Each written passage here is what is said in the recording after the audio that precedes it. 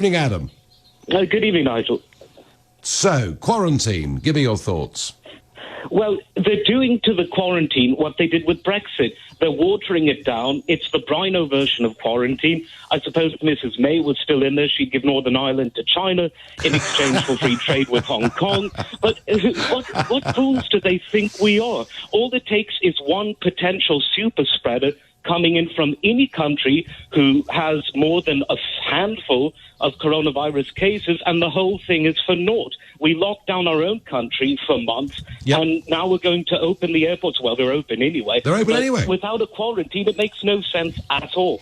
Yes, the airports are open anyway, although, Adam, to be fair, the numbers coming in are now, of course, very, very small indeed. But it is remarkable, isn't it, that in the early days of this, some flights that came back from Wuhan, and indeed some passengers from a cruise ship in the Far East, were quarantined. There were 273 people who flew into UK airports that were quarantined, but 18 million were not asked to quarantine, were not given basic temperature tests, or in 99% of cases, even given any proper information.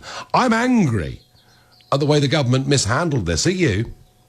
Very much so.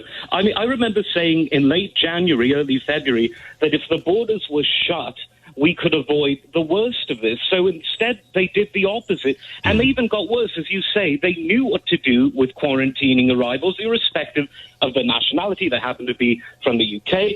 And then they just said, oh, let's, the horse hadn't bolted. The horse was in place. And then they opened the stable door where Australia, New Zealand, Israel, I think Denmark, they've done it. They've done it the right way. Yeah, no, absolutely. And many of those countries now getting back to some semblance of normality. And we'll talk about that a bit later on in the hour. Adam, thank you for your call and your thoughts. And I have to say, just being out and about, talking to people, the number of people that have said to me, why the hell should we live under lockdown when the airports are open? And it's something that's really, I think, struck a chord with an awful lot of people.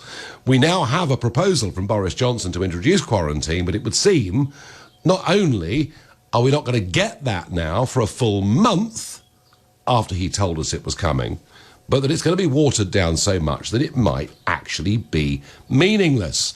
Let's go to